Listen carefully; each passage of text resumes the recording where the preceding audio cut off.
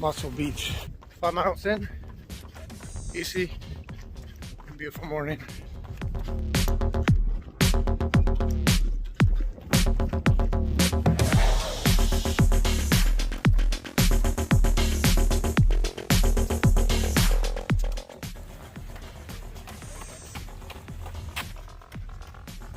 Almost done, about 25 miles in.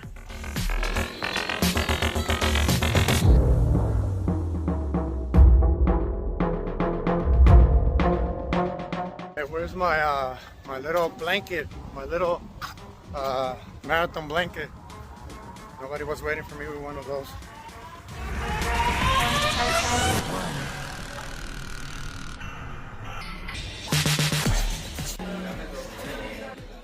There we go.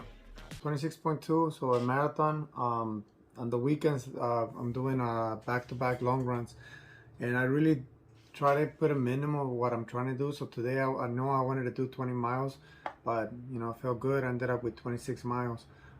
This video I want to talk about a little more about recovery, injuries, and things like that. So on Thursday I woke up with just a pain on the bone right by my left toe, and it felt like it was bruised, but I don't recall like hitting it or nothing like that, but it was just hurting like to step on it.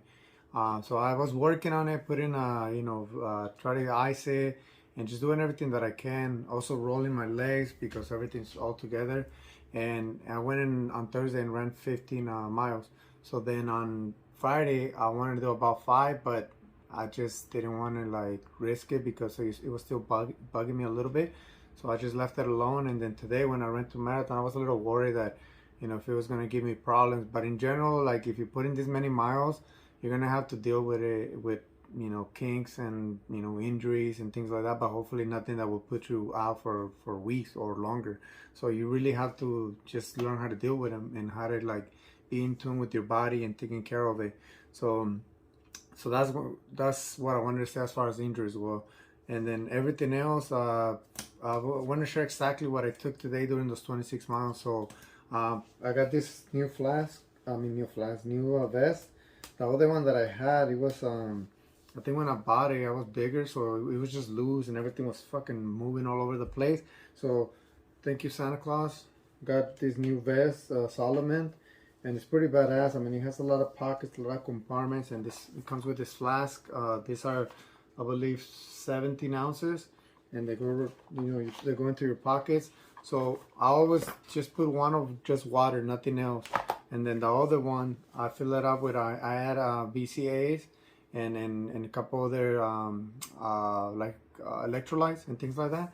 And then on these little ones, they're 8 ounces each. So altogether, I would say I had 17 ounces of water and about 30 ounces of amino acids and other stuff that I was drinking. So altogether, this is what I had for the full marathon. And then I had 3 goos.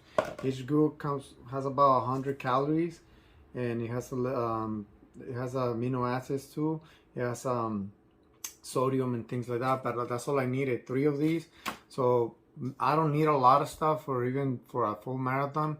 So I know that a lot of people, they talk about what do you eat and things like that. So this is one of those things that the more you run, the more you train, you really get to learn like the things that work for you. And that's what all this training is supposed to do, is for you to learn your gear. And I'm telling you again, I go back to this vest.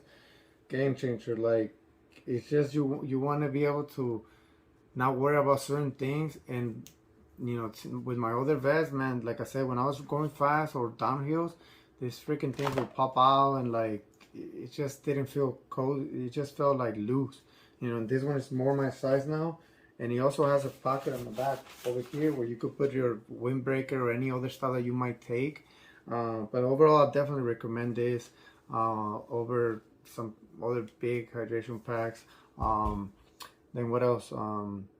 Yeah, and as far as motivation goes, is that you just look at it 1 week at a time. I've been increasing my miles gradually. So this week I've been trying to hit the 50 miles per week. And then I'm already at 58, and I still have my back-to-back long run tomorrow. So I'll probably end up with 70 miles, which is probably as much as I'm gonna run. And then I have the Catalina 50 miler in 2 weeks. So next week, after next week, I'm gonna taper off and just relax, stretch, do small runs, and then once the 50 miler, I'll still give myself a week where I'm not running too much, and then I'll get back to the schedule that I had. But yeah, overall, again, when it comes to injuries, you're gonna spend a lot of times doing therapy with yourself and just trying to get your body right. And it's expected. If you put in 50 miles, 60 miles a week running, there's gonna have some issues. And I have a torn meniscus on my right knee, so some stuff I already know what I have, and I know what I have to do with it. Get my legs stronger, which I done. But some other stuff, like I said, the pain that I have, and I don't even know if I still have it, but it didn't bug me today.